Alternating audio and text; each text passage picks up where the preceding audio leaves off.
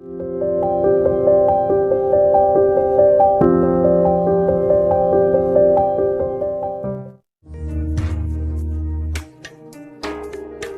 thamoinabu khangba ngamgadagi adu kanba chaina ama asomdana thanilna laizabu lakpa ngairami lakliba miyam adugi marakta yaurakpra haina mangaktu lei leiduna yengbada narabani laizagi mamanabi khara lakpadu uraga laizadu yauraklamlani khanna momon tawzai thangnaba mikupta kari oinabu tamligaba thoibina Purnima Naikar hangalamo Thanilna Thoibi kaidore ma yauroktrade Ta Thanil Laizada Salkani haina tawramani Ada mogi mamana yadre Laihore Maithongdo khazik maksinna asumna hairai Phare phare dudi noi karuro Ta Thanil di Aidi kararoge ma yaudana aina kari tawruni Thoibi laijado maraibaksu yamna thiri aina sumabu thamoi senga nungsi aigi inakta thamlage khalle adubu pau phangnabadi ngamdri nang khara mateng pangbiyuba Thoibina Laizada kari hayu haino Ai tamge akhoi ani muktangdi nangna senduna unhalo simtangdi nangna mateng pangbiyu phari nangsu namanabi khaina ngaire aisu yum hankrage nakan amadana lemba lesabi singduga nok noktana lai lambi gi matai orapna nawi lepibadu uraduna lembana lesabi singduda hairai noi khar chakhalamo nawi nangdi kana ngairiba Dale mangairi ne ngasi nawbina honglakliba sida lembadu yaton khazik uraga noi aduga asum hairai phanek setpadubu hainabra Ai sanu pini kaino Kaido be haina roidoino Dale mana yadaba Ai tawroye chasila Hoi lai kharam phamdu yauraduna punna laidu kharam le Nawbidi lembabu tumin tumina yengjaduna leirami nupa haisidi nupani nupina khitang kethanok thaba wahai amani khak hairakpada mathamoidu petharagena leirabani aduna numitudagi hauna tapna nawbi amadi lemba nungsinaba horaklami nongma lembaga nawbiga lakpada lambida khaba hoigi party kharaga khabaga leptuna leirami Wari sana lakpaduda mabung lay khangludre lembana chatpadu lepkhiba aduda nawbina Dalemba Kaidawrage lembana yengliba mityengduda masi yenglaklami mabung layramba aduda pakhatna hairai Tamo Kaidawramino khaba machanna hairiba adu khumba tawdana changsilakduna wahai ama fau hairamdana lembagi mamaida safukanna kinna thilaklami khongpham chahaudabana lemba maningda khara halli masu makhut halai mayam aduga matomtaga lamba pabadi kanana ngamgani mayam changduna lembabu phudarami nawbina khamjabasu tabidre matang chana thanil sulaklami khabana tawribadu uraduna chensilaktuna khamlai soktuna tariba manau pabu chingkhatpiduna asumna hairai khaba ekhoi lembana kari kaiba tawrambagino Thanil nangi na nang nupasi miyam usitrene mangaksi yam thekatli ba mangaksi thudeke tawmani khaba ekhoi lembana kari aramda tawrambagino magi maral haibabu thak lemba mana tha lamge khalambagini aigi ichanupida nattaba mityeng yengbagi khangaba Nawbina Tamo Karino haidubo Dalembagi maralatiye Aina hobane khabana he nang tumilayo nachindo thogaini nang Thanilna khaba nungsinabada lairi ina khunbadi khairamoida nungsibadi arang arakna paisana leiba yaba nate ꯅꯪꯁꯨ ꯑꯃꯨꯛꯇ ꯈꯟꯗꯨꯅ ꯌꯦꯡꯉꯨ ꯑꯗꯨꯕꯨ ꯉꯁꯤꯒꯤ ꯊꯧꯗꯣꯛꯁꯤꯗ ꯑꯩꯒꯤ ꯏꯅꯥꯎꯒꯤ ꯃꯔꯥꯜ ꯈꯛꯇꯁꯨ ꯑꯣꯏꯔꯝꯃꯣꯏ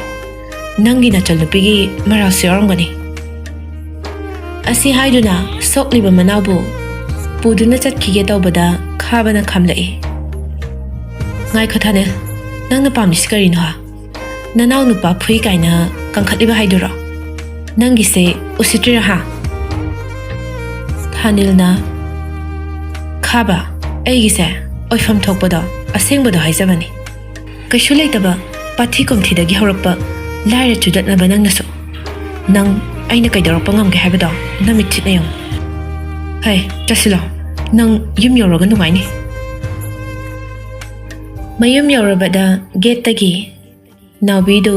ꯈꯥꯕꯅ ꯃꯈꯨꯠ ꯄꯥꯏꯗꯨꯅ ꯆꯤꯡꯗꯨꯅ ꯏꯃꯨꯡꯗ ꯄꯨꯁꯤꯟꯗꯨꯅ ꯃꯥꯒꯤ ꯀꯥꯗ ꯏꯟꯁꯤꯟꯈꯤ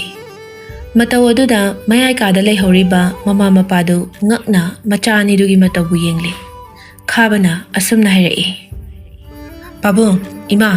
ꯃꯁꯤꯒꯤ ꯑꯉꯥꯡꯁꯦ ꯂꯝ ꯌꯥꯝꯅ ꯍꯦꯜꯂꯤ ꯃꯄꯥꯟ ꯊꯣꯛꯍꯟꯒꯅꯨ ꯀꯦꯁꯣꯅ ꯀꯔꯤ ꯇꯧꯕ ꯌꯥꯎꯔꯒꯦꯅꯍꯦ ꯐꯖꯅ ꯍꯥꯏꯌꯨꯗꯅ ꯄꯥꯕꯨꯡꯗ ꯄꯥꯕꯨꯡ ꯋꯥꯈꯜ ꯇꯥꯗ꯭ꯔꯦ ꯑꯩꯅ ꯌꯥꯅꯤꯡꯗꯕ ꯃꯤꯒ ꯂꯣꯏꯅꯗꯅ ꯂꯩꯔꯝꯃꯤꯅꯤ ꯑꯗꯨꯕꯨ ꯀꯅꯥꯅꯣ ꯍꯥꯏ ꯋꯥꯅꯤ ꯊꯥꯅꯤꯜꯒꯤ ꯃꯅꯥꯎꯅꯨꯄꯥ ꯁꯛ ꯌꯥꯝ ꯀꯥꯛꯄ ꯂꯦꯝꯕ ꯍꯥꯏꯕ꯭ꯔꯥ ꯀꯩꯅꯣ ꯃꯈꯥꯒꯤ ꯑꯉꯥꯡꯅꯤ ꯃꯊꯛꯀꯤ ꯑꯍꯜꯅꯤ ꯃꯊꯣꯡ ꯃꯔꯝ ꯈꯪꯗꯕ ꯃꯤꯗꯨꯒ ꯆꯠꯃꯤꯟꯅꯔꯝꯃꯤꯅꯤ ꯃꯃꯥꯅ ꯀꯣꯜꯂꯒ ꯀꯞꯂꯤꯕ ꯃꯆꯥꯅꯨꯄꯤꯗ ꯌꯦꯡꯗꯨꯅ ꯑꯁꯨꯝꯅ ꯍꯥꯏꯔꯛꯏ ꯅꯕꯨꯡ ꯑꯃ ꯑꯣꯏꯕꯒꯤ ꯇꯧꯐꯝ ꯊꯣꯛꯄ ꯃꯊꯧ ꯇꯧꯕꯅꯤꯅꯦ ꯅꯪꯅ ꯀꯔꯤꯒꯤ ꯀꯞꯂꯤꯅꯣ ꯅꯕꯨꯡꯅ ꯍꯥꯏꯁꯤ ꯆꯨꯝꯗ꯭ꯔꯣ ꯅꯥꯎꯕꯤꯁꯨ ꯀꯞꯇꯨꯅ ꯈꯨꯝꯂꯛꯏ ꯑꯗꯨꯏꯁꯨ ꯃꯤꯒꯤ ꯃꯆꯥꯗꯨꯗ ꯊꯤꯅ ꯐꯨꯗꯣꯏ ꯁꯔꯨꯛꯄꯨꯗꯤ ꯑꯩꯉꯣꯟꯗ ꯐꯨꯕꯗ ꯀꯩꯗꯧꯒꯦ ꯂꯣꯏꯅꯒꯅꯨ ꯇꯤꯟꯅꯒꯅꯨ ꯍꯥꯏꯕꯗ ꯀꯩ ꯀꯥꯏꯒꯦ ꯃꯤꯒꯤ ꯃꯆꯥꯗꯨꯅ ꯁꯣꯛꯂꯤꯕꯗꯣ ꯃꯃꯥꯅꯗꯤ ꯅꯨꯡꯉꯥꯏꯔꯝꯒꯗ꯭ꯔꯣ ꯑꯗꯨꯒ ꯗꯥꯂꯦꯝꯕꯒꯤ ꯃꯔꯥꯜꯁꯨ ꯂꯩꯇꯦ ꯑꯩꯅ ꯍꯧꯕꯅꯦ ꯑꯩꯅ ꯗꯥꯂꯦꯝꯕꯗ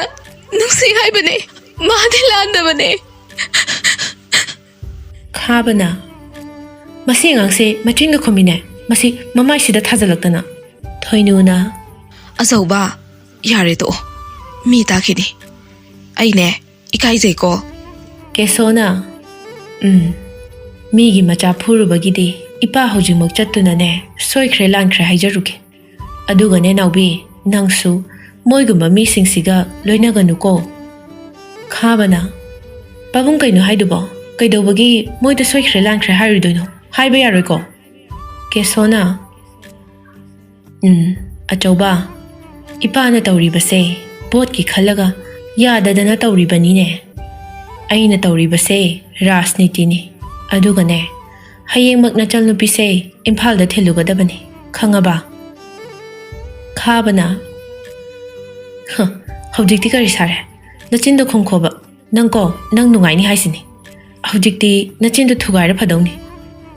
ꯑꯁꯤ ꯍꯥꯏꯔꯝꯂꯒ ꯊꯣꯛꯈ꯭ꯔꯦ ꯅꯥꯎꯕꯤꯗꯨ ꯃꯃꯥꯗ ꯑꯣꯟꯁꯤꯟꯗꯨꯅ ꯄꯦꯟꯗꯅ ꯀꯞꯆꯔꯛꯏ ꯊꯦꯝꯖꯤꯟ ꯋꯥꯍꯩ ꯑꯣꯏꯅ ꯃꯃꯥꯅ ꯑꯁꯨꯝꯅ ꯍꯥꯏꯔꯛꯏ ꯌꯥꯔꯦꯁꯦ ꯇꯣꯛꯑꯣ ꯏꯃꯥ ꯂꯩꯁꯤꯗꯤ ꯅꯪꯒꯤ ꯄꯥꯕꯨꯡꯒ ꯅꯕꯨꯡꯒꯅ ꯅꯪꯕꯨ ꯐꯅꯕ ꯍꯥꯏꯔꯤꯕꯅꯤ ꯑꯗꯨ ꯑꯣꯏꯔꯁꯨ ꯃꯤꯒꯤ ꯃꯆꯥꯗꯣ ꯃꯔꯥ ꯂꯩꯇꯕꯅꯦ ꯏꯃꯥ ꯗꯥꯂꯦꯝꯕꯗꯣ ꯌꯥꯝ ꯊꯤꯅ ꯁꯣꯛꯍꯧꯋꯦ ꯑꯩꯁꯦ ꯃꯥꯅ ꯀꯔꯤ ꯈꯜꯂꯝꯒꯅꯤ ꯂꯥꯏꯔꯕ ꯃꯈꯣꯏꯗꯤ ꯃꯤ ꯅꯠꯇꯕ꯭ꯔꯥ ꯂꯥꯏꯔꯕꯕꯨ ꯀꯅꯥꯅ ꯄꯥꯝꯒꯅꯤ ꯏꯃꯥ ꯃꯣꯏꯁꯨ ꯅꯨꯡꯉꯥꯏꯕ ꯄꯨꯟꯁꯤ ꯃꯍꯤꯡ ꯑꯃꯗꯤ ꯑꯣꯏꯅꯤꯡꯂꯝꯒꯅꯤꯌꯦ ꯑꯗꯣ ꯑꯩꯈꯣꯏ ꯃꯁꯦꯟ ꯅꯨꯡꯁꯤ ꯆꯥꯟꯅꯅ ꯂꯩꯕꯗꯤ ꯌꯥꯗꯕ꯭ꯔꯥ ꯂꯥꯏꯔꯕ ꯃꯣꯏꯒꯤ ꯃꯇꯦꯡ ꯄꯥꯡꯕꯗꯤ ꯌꯥꯗꯕ꯭ꯔꯥꯕ ꯑꯩꯈꯣꯏ ꯇꯥꯃꯣꯕꯨ ꯌꯥꯝ ꯋꯥꯔꯧꯏ ꯃꯥꯅ ꯃꯤꯒꯤ ꯃꯃꯥ ꯃꯄꯥ ꯄꯟꯗꯨꯅ ꯉꯥꯡꯕꯗꯣ ꯑꯩ ꯅꯨꯡꯉꯥꯏꯇꯤꯌꯦ ꯂꯨꯈ꯭ꯔꯥꯕꯤꯒꯤ ꯃꯆꯥ ꯑꯣꯏꯅꯤꯡꯕ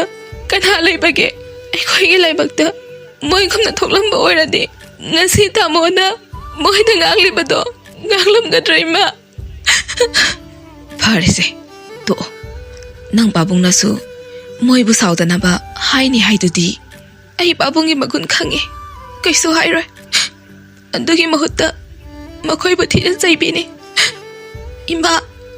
ai dhale babu thamoi sena nusiru re kaide nusiyo fataba misu nate ngausinabas nate imana yai adubune nang angang khara oiri nangi babunga ꯇꯥꯃꯣꯒꯒꯤ ꯑꯁꯥꯎꯕ ꯐꯠꯇ꯭ꯔꯤꯕ ꯐꯥꯎꯗꯤ ꯀꯅꯥꯗꯁꯨ ꯆꯤꯟ ꯀꯥꯡꯊꯣꯛꯀꯅꯨ ngasi nang na honglakliba mayamse lemana honghanbani haibasu ai khangine imadi harauribane ai da lembana yada thabak tawning di ima ai ma bu yamna nungsiye ai ma ga kaida hanbiga nu ko ima na loina singani se yari se kapato nakoksi ane ngaiak potharo ko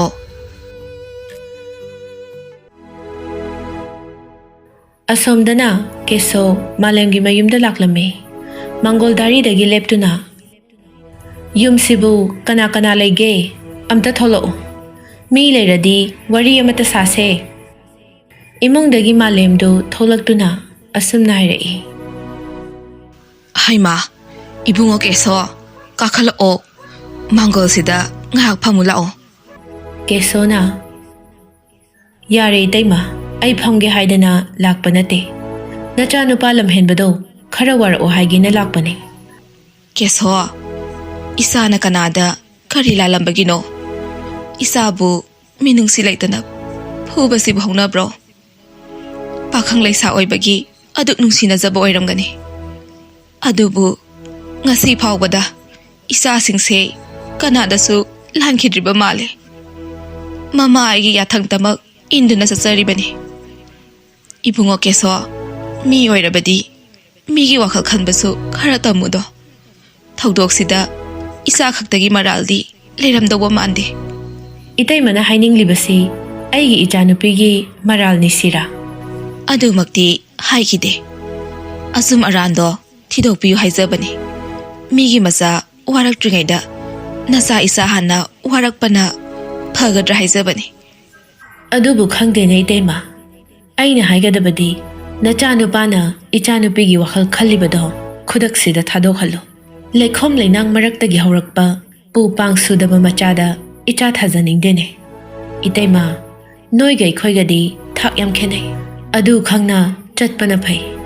makhata na aibu wangang hanbirakano wase khitang haibada gyantana se icha nawbidi mapa aina matik chaba nupa amada thajagani lekhom leinang maraksida leiragane khujin khuya chuhaningde do malemna keso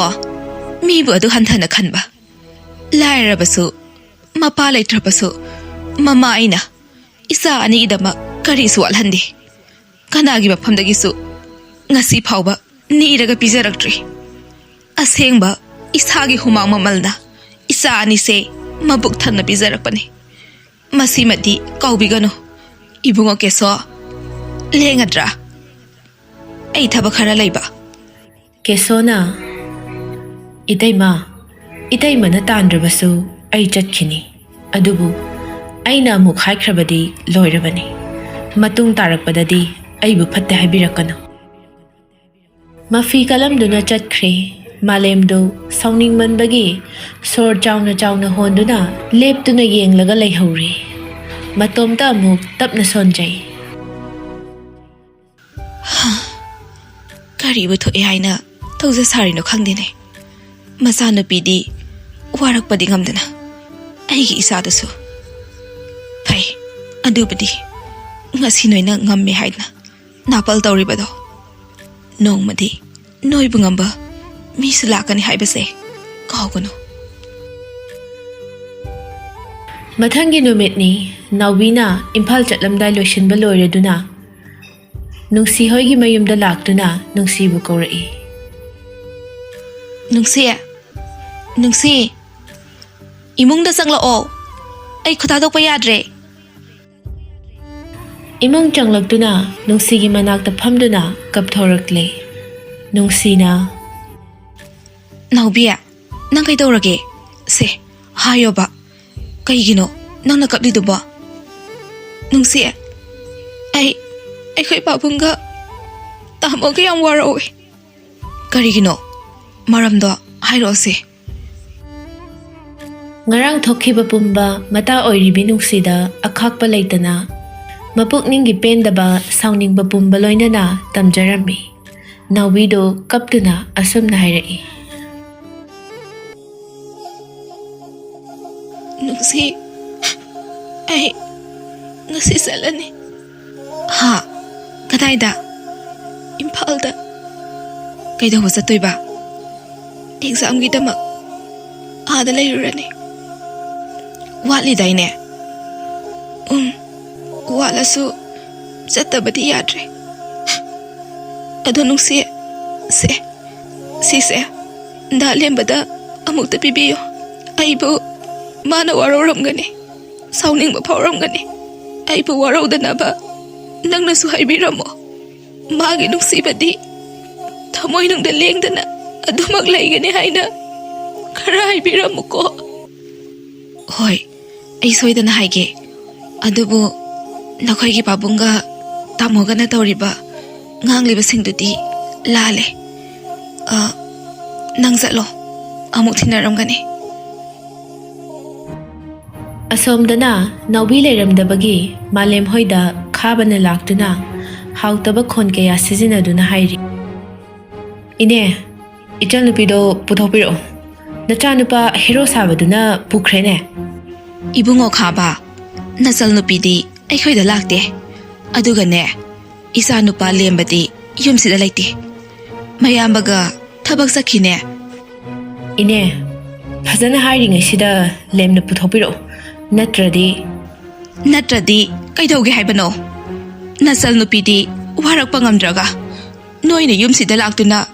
akan aring singbadi mama ayama sakthok sauna lepli isagi matuna ba kanana susokpa yaroi hanubi nangnasu kari tawba ngamdoiba aise kanano haiba masak khangdra malene ine aina mukhairi kansida ichal nupido puthopiro haima ibungo aina nga saidagi ngangli base maitai loni haiba se nang khangdra malene tanja aduda chingkhaida call laklami chingkhaidu mafam adudagi khitang chathokduna phone adu paikhatli hello babu kesona chingkhai mafam adudagi nakhoi lao karigino babu naubido yumda halakle ha halai haba hoi nakhoi hojimal lao ko hoi babu nacha khoi lakjarage khabagi manakta changlakduna nakong maya naksinduna hairei babuna naubi halei yumda lao haire chalasla mamitu khujin lap tawraga chingkhaida yenglai aduga malemda asumna hairami nacha nupado aiga thengadana bahayu khuru se lona kharatamu